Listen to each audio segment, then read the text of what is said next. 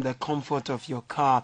Alpha Delta Kolebu branch will also run its usual 24-hour service, while Alpha Delta Laboni branch will be open from 8 a.m. to 10 p.m. All our branches offer pickup or delivery services.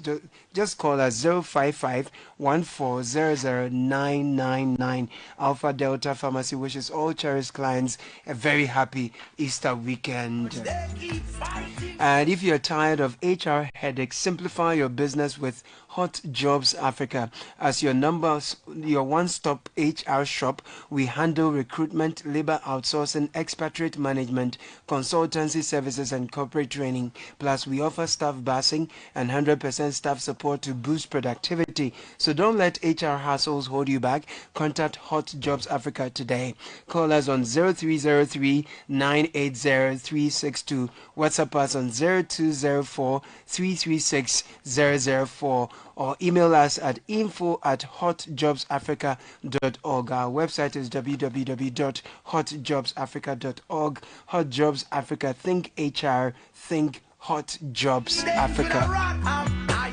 We're here to talk about Legacy Crop Improvement Center. We've been discussing Agric this whole week. Started with the minister. I have in studio Amos Rutherford Azeno, PhD, founder and CEO of Legacy Crop Improvement Center at Tariso.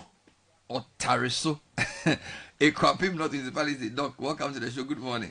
Thank you very much. This your area is funny. Otariso? Where is that? Otariso. Yeah, a few minutes away from Kufuria. I see. Ekwapim North. Yeah, Ekwapim North. So for those who are not familiar with your work, give us a brief introduction to Legacy Crop Improvement Center and what you do. Okay, so once again, good morning to your listening. Legacy is a smart C business we have in Ghana. It's the first of its kind in the West Africa sub-region. Basically, we are into seed production, marketing, distribution of seeds in Ghana, Mali, Burkina Faso, basically in the neighboring countries. We produce maize seed, cowpea, and soya beans, which we process and sell to farmers who want to grow crops that you and I depend on for our consumption. What inspired you to establish Legacy? What was there a particular moment or experience that led you down this path?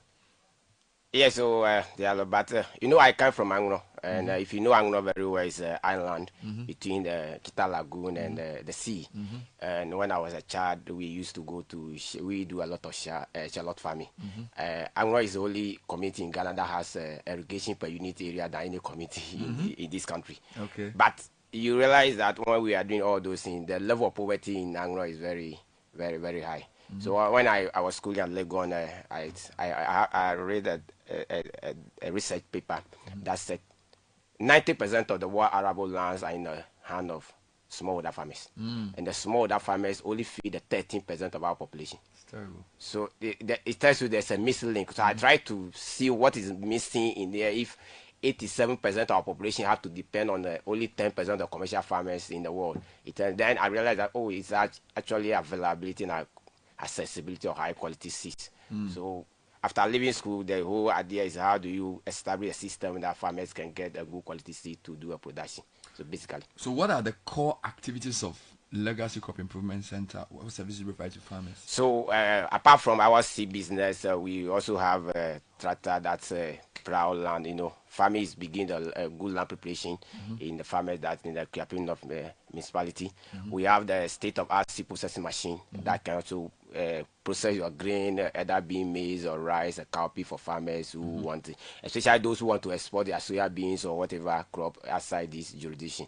It needs to meet international standard. We have the state-of-art seed processing machine, which can actually use for grain. You can't find it anywhere in this country. We support that. We live in a Kiapim enough. It's more like a rainfall zone. When farmers are harvesting, they have a high amount of water in their grains that they want to store. At that level, they can't store it. So when you come to Legacy, you realize that they are molding seed dryers or grain dryers. Okay. We have the solar one, we have the one that uses the LPG gas that we can dry it so that there's an issue of aflatoxin is reduced at that level, which can only lead to cancer when you consume you can bring your produce and the seed dryer will help you. We help you, and if you want a place to store it, we store it for you. We also link you to the market if we are ready to sell it. Then we connect you to the buyer, then you give us a commission of what amount the buyer pays you for that service. What specific technologies is the center using to help farmers adapt, and how do these technologies address the challenges they face? So currently, we are facing issue of climate variability. Last year, if you remember, we have 8 weeks of erratic rainfall pattern. We have one of the best climate smart variety, Lega 26. It's a climate smart. It's the only crop that a lot of farmers got something from in the last year. Even though it wasn't 100% in terms of its performance, but farmers are not in terms of purchasing power for farmer. It's caused the farmer to spend 320 Ghana cedis to plant 1 acre, compared to when the farmer is going to plant other variety, which is close to 1,000 cedis. So when you take at looking at the planting cost or the purchasing power, you realize the farmer is spending something close to 320 Ghana cedis to plant 1 acre. Where if you use other technologies, it probably maybe pay around 1,000 Ghana cedis to plant the same 1 acre that the farmer is planting. So we are supporting farmers in terms of their purchasing power, so that they don't spend more in their farming inputs. We are talking to the CEO and founder of Legacy Crop Improvement Center, Dr. Amos Azino, and he's basically explaining the services they provide. They're based in the Kwapim North District. Now, can you share a success story that illustrates the real impact of your work on individual farmers or communities? I think our seed technology, the Legacy 26, which is a provitamin A. Normally maize has carbohydrate as a nutrient content in it, and when you go to the rural communities, they heavily depend on maize, but as a result of lack of financial money, they don't balance their diets good. So this maize, when you consume it, and you have a protein content in addition to carbohydrates, so it's help you to reduce more nutrition in those communities. So for us, even though it's a drought smart variety, its nutritional component is also good for our health issues in this country. That, to me, I think is one of the best technology that the farmers have. Because by 85 days, the farmer is harvesting this variety, compared to others who have over 100 days in terms of maturity. What are some of the challenges the organization faces in this mission to improve crop production? I think at the seed business in this country, the government have to look at in 2013, we passed the National Seed Policy. And in 2015, we have the National Seed Plan. Over a decade now, it seems we have just abandoned the policy and the plan. And we are doing ton-a-ton. Ton-a-ton? Yeah, we go and bring the seed from somewhere, we come and sell and make money. That's all. You understand? And it was that policy that allows some of us to do the kind of investment we are doing today. Okay. Before in the past, before 2010, the job I'm doing today as a foundation seed producer, you can't produce, so it's the state that is involved. So the Seed Act at 803 allowed the private sector to get involved. Now we are in a chain. The state that put policy and plan in place to develop the seed sector to be a private sector driven is now doing something else. It's not propelling the industry to. So we need the state to get in there. What should they do for you? Not for me particular, but I think for the ecosystem. Okay, what can they do? We need to have a local content policy. A local content policy. We need to have that. You see, recently in the weekend, the Feed Ghana project was launched. Fantastic project. But if you look at the seed that were distributed to the National Service Scheme and the Prison Service, these are important seeds. So the question I keep on asking myself, what happened to the local people who are investing in that space?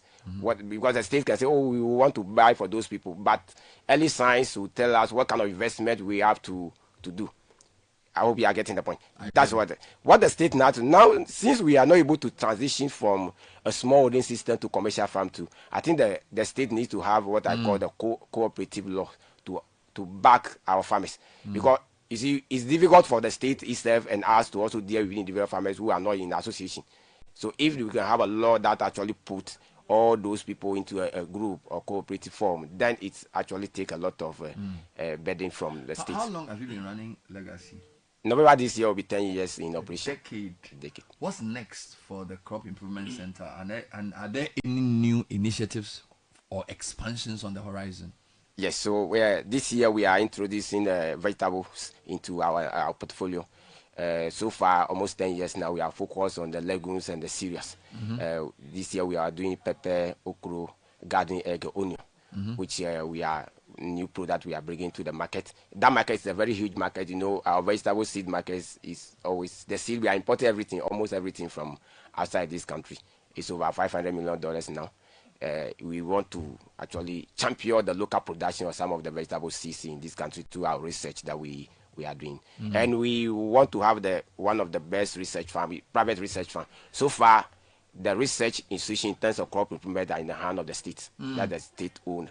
But we want to champion, we want to show leadership that it can be done in private sector, and the private sector guys can do it better and faster in terms of crop improvement. So for listeners who want to learn more about your work or possibly collaborate with the Legacy Crop Improvement Center, how can they reach you?